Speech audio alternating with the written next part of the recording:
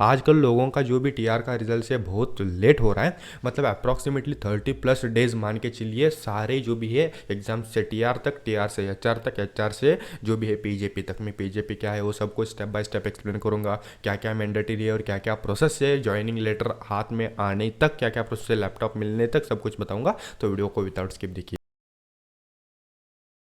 Hello दोस्तों, अभी भी आप मेरे टेलीग्राम ग्रुप में ज्वाइन नहीं हो तो जल्दी से जल्दी ज्वाइन हो जाओ, क्योंकि वहाँ पर जितनी हेल्प मिलती है पूरे इंटरनेट पे आपको कहाँ भी उतनी हेल्प नहीं मिलेगी। तो आज हम डिस्कस करने जा रहे हैं दोस्तों विप्रो विल्प का स्टार्टिंग से लेके एंड तक जो भी सिलेक्शन प्रोसेस होता है उसके बारे में। तो फर्स्ट ऑफ ऑल मैं आपको बता दूँ, अगर अभी तक कोई भी डाउट रिलेटेड मुझे इंस्टाग्राम पे फॉलो नहीं किया है, जल्दी जल्दी फॉलो कर लो। हम फ्रेशर रेज्यूमे बना रहे हैं 99 रुपीज़ को। वीडियो के डिस्क्रिप्शन में आपको उसकी भी लिंक मिल जाएगी। ATS application tracking system based resume हम बनाएंगे जो कोई भी कंपनी को शॉर्टलिस्ट होने से नहीं रोक सकता है। इससे टॉप क्वालिटी का रेज्यूमे हम बना रहे हैं। तो वीडियो के डिस्क्रिप्शन में लिंक है, चेकआउट कर लो, टेलीग्राम, इंस्टाग्राम और रेज्यूमे के भी। तो स्टार्ट करेंगे दोस्तों विप्रो विल्प का जो भी सिलेक्शन प्रोसेस है उससे। तो फर्स्ट ऑफ ऑल तो आपको अप्लाई करना पड़ेगा। अप्लाई करने के बाद दोस्तों आपको एग्ज़ाम का मेल आएगा। एग्ज़ाम ख़त्म होने के बाद दोस्तों आपका जो भी है रिटर्न कम्युनिकेशन टेस्ट होगा। रिटर्न कम्युनिकेशन टेस्ट जब भी ओपन होगा, मान के चलिए आपने एप्टीट्यूड टेस्ट को क्लियर किया है, किसका रिटर्न कम्युनिकेशन टेस्ट ओपन नहीं हुआ, वो एप्टीट्यूड जो भी टेस्ट है वो क्लियर नहीं कर चुका है, तो उसको वहाँ ही ड्रॉप आउट करना पड़ेगा विप्रो विल्प के थ्रू। विप्रो विल्प में कैसा होता है, पहले एप्टीट्यूड क्लियर होने के बाद ही return communication test automatically open होता है। अगर आपने आपके एग्जाम में रिटर्न कम्युनिकेशन टेस्ट दिया है तो मान के चलिए आपने एप्टीट्यूड क्लियर हो गया। ये हो गया first step. Return communication test को क्लियर करने के बाद आपका टीआर इंटरव्यू होता है। लेकिन जो भी गैप होता है वो मैं गैप को एक एवरेज बताता हूँ। आपने एग्ज़ाम आज दिया तो आपको 2 वीक्स, एक नॉर्मल 2 वीक्स टाइम स्पैन है जो रिजल्ट्स आ सकते हैं विप्रो विल्प के असेसमेंट के, ऑनलाइन असेसमेंट के। और मुझे जो भी था मेरा 30 डेज़ के प्लस चला गया था, क्योंकि मैंने दिसंबर में दिया था विप्रो विल्प का एग्ज़ाम। तो वो अलग बात है, 2020 दिसंबर में वो बहुत प्रोसेस स्लो था। आजकल प्रोसेस बहुत फास्ट चल रहा है। तो मैं आपको बता दूं, एक एग्ज़ाम होने के बाद ऑनलाइन असेसमेंट रिजल्ट के लिए आपको at least 2 weeks to 1 month wait करना पड़ेगा। आफ्टर दैट दोस्तों एग्ज़ाम क्लियर होने के बाद आपको टीआर सर्वे का मेल आएगा। मतलब आप टीआर के लिए इंटरेस्टेड है कि नहीं है, टीआर इंटरव्यू देने वालों हो कि नहीं है, कुछ इस तरीके का मेल होगा। तो सर्वे मेल में आपको सर्वे फिल करना पड़ेगा। यस वेदर आप इंटरव्यू देना चाहते हो तो यस कीजिए। अगर आप इंटरव्यू देना नहीं चाहते, विप्रो विल्प को ज्वाइन नहीं होना चाहते, तो उसको नो भी कर सकते हो। तो सर्वे मेल होने के बाद अप्रॉक्सीमेटली 1 मंथ के बाद आपको टीआर शेड्यूल हो जाएगा। तो टीआर शेड्यूल जल्दी होगा, मतलब आज मेल आया है तो 2 to 3 डेज़ में आपका टीआर होगा। तो टीआर प्रिपरेशन कैसे करें, क्या करें, उसके लिए भी हमने बहुत सारे ग्रुप्स बनाए हैं। तो टेलीग्राम ग्रुप को ज्वाइन होना मैंडेटरी है। ओके, फिर टीआर होने के बाद दोस्तों आपको टीआर का रिजल्ट्स भी सेम 14 डेज़ टू 20 डेज़ तक मिल जाएगा। टीआर का रिजल्ट्स आजकल लोगों का जो भी टीआर का रिजल्ट है बहुत लेट हो रहा है, मतलब अप्रॉक्सीमेटली 30+ डेज़ मान के चलिए। सारे जो भी है एग्जाम से टीआर तक, टीआर से एचआर तक, एचआर से जो भी है पीजेपी तक। मैं पीजेपी क्या है वो सब कुछ स्टेप बाय स्टेप एक्सप्लेन करूँगा, क्या क्या मैंडेटरी है और क्या क्या प्रोसेस है, ज्वाइनिंग लेटर हाथ में आने तक क्या क्या प्रोसेस है, लैपटॉप मिलने तक सब कुछ बताऊंगा। तो वीडियो को विदाउट स्किप देखिए दोस्तों। तो ये हो गया दोस्तों जो भी था मैंने बताया टीआर रिजल्ट्स के, टीआर शेड्यूल होने के बारे में।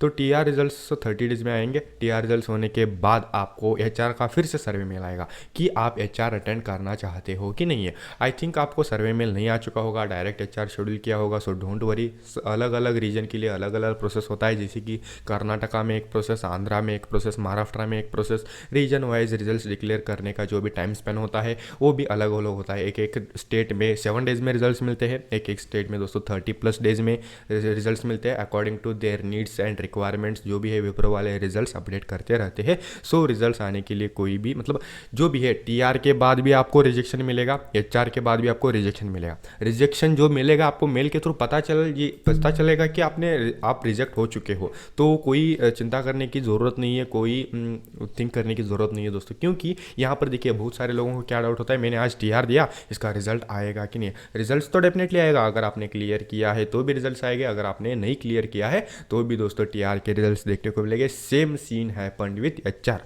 तो फर्स्ट ऑफ ऑल मैं बता दूं, यहाँ पर विप्रो एग्जाम क्लियर करने के बाद आपका प्लेसमेंट हो चुका है ऐसे मन में मत बैठाइए, क्योंकि टीआर में भी क्लियर करते हैं, एचआर में भी क्लियर करते हैं, बैकग्राउंड वेरिफिकेशन डॉक्यूमेंट्स में भी वो एम्प्लॉय को क्लियर क्लियर करते हैं मतलब वो निकाल देते हैं, मान के चलिए रिजेक्शन करते हैं। ओके, सो प्लीज़ आपके ऑफर लेटर आने तक एक ओवर कॉन्फिडेंट मत रहिए, क्योंकि कौन से भी स्टेप में आप रिजेक्ट हो सकते हो पता है। इसीलिए मैं क्या बोलता हूँ, कंप्लीट जो भी है ऑफर लेटर हाथ में आने तक किसी को बताइए मत कि मेरा प्लेसमेंट हो चुका है। ओके, ये बहुत सारे मिस्टेक्स करते हैं स्टूडेंट्स, आई नो, कि एग्जाम क्लियर करने के बाद मेरा ये होगा सबको बता दे दिया। फर्स्ट ऑफ ऑल तो मैं आपको एक सजेशन देना चाहता हूँ, ज्वाइनिंग लेटर हाथ में आने तक किसी को मत बताइए। ओके, कोई डाउट्स है तो इंटरनेट हेल्प है, इंटरनेट की हेल्प ले लीजिए। बस ईजी है यार, बहुत कुछ ईजी है। मैं कहाँ था, एच आर तक था। तो एचआर का जो भी सर्वे मेल आने के बाद एचआर शेड्यूल होगा, एचआर में भी रिजेक्शन होता है। फिर एचआर के रिजल्ट्स आएंगे। एचआर का रिजल्ट्स कैसे आए पता है, LOI के थ्रू आएंगे। लेटर ऑफ इंटेंट होता है। लेटर ऑफ इंटेंट का मतलब यही होता है कि आपको ऑफर लेटर चाहिए या नहीं है। आपने तो क्लियर कर लिए हैं सारे राउंड्स, अगर आपको ऑफर लेटर चाहिए तो आपको जो भी LOI होता है वो एक्सेप्ट करना पड़ेगा। LOI एक्सेप्ट करने के बाद दोस्तों आपको जो भी प्रेफर्ड लोकेशन वहाँ पर चॉइस करने का चांसेस मिलता है। नियर बाय जो भी लोकेशन है वो प्रेफर्ड लोकेशन डालिए। फॉर एग्जांपल मेरे नियर बाय है पुणे, बेंगलोर, मुंबई। मैंने प्रेफर्ड लोकेशन डाला था तो मुझे पुणे मिल चुका था। इससे ये फर्स्ट प्रेफर्ड और सेकंड प्रेफर्ड में जो लोकेशन होता है वहीं मिलने का ज़्यादा चांसेस होता है। ओके, तो प्रेफर्ड लोकेशन 3 लोकेशंस डालने के बाद आपको करना क्या है, वो LOI को एक्सेप्ट करना है।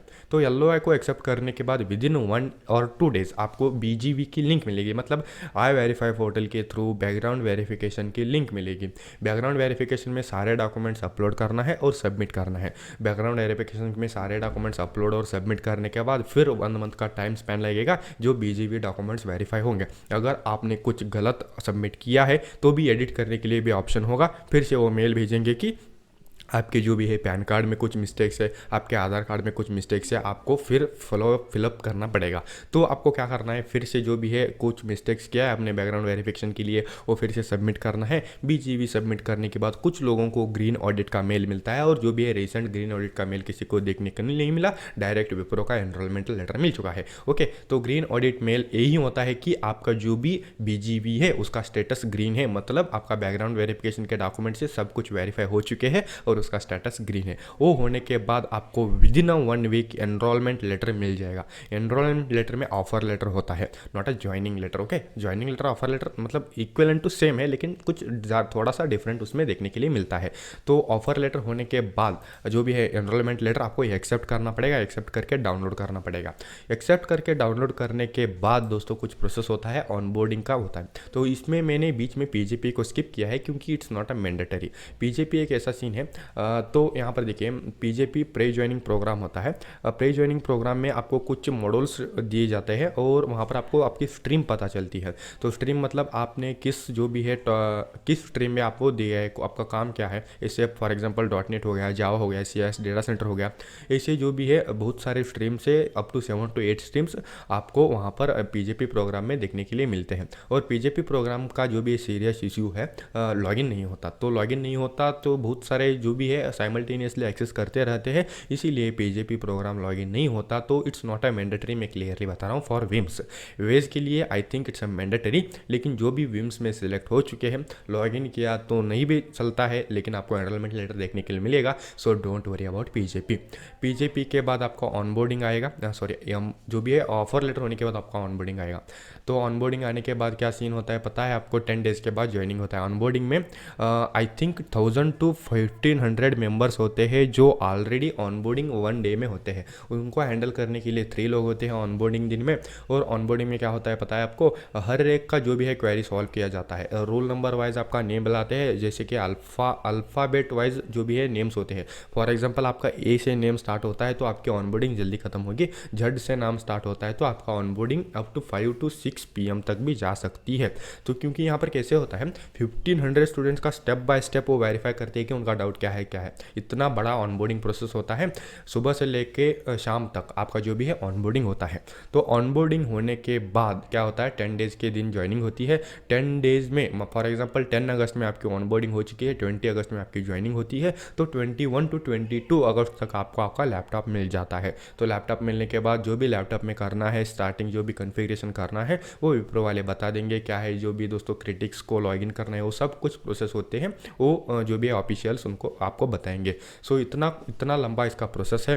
अगर आपको कोई भी डाउट है फिर भी इस प्रोसेस में, तो नीचे कमेंट कर सकते हो। और मुझे इंस्टाग्राम में फॉलो करना मत भूलना, क्योंकि हर थर्सडे पे मैं वहाँ पर लाइव आता हूँ और हर संडे पे यूट्यूब पे लाइव आता है आपके प्रॉब्लम सॉल्व करने के लिए। तो दोस्तों अगर आपने अभी तक मेरे चैनल को सब्सक्राइब नहीं किया, जल्दी से जल्दी सब्सक्राइब कर दो। वो बाद में बेल आइकन आता है उसी को भी दबा दो दोस्तों। पर आज के लिए इतना ही, मिलेंगे अगली वीडियो में, तब के लिए जय हिंद, वंदे मातरम।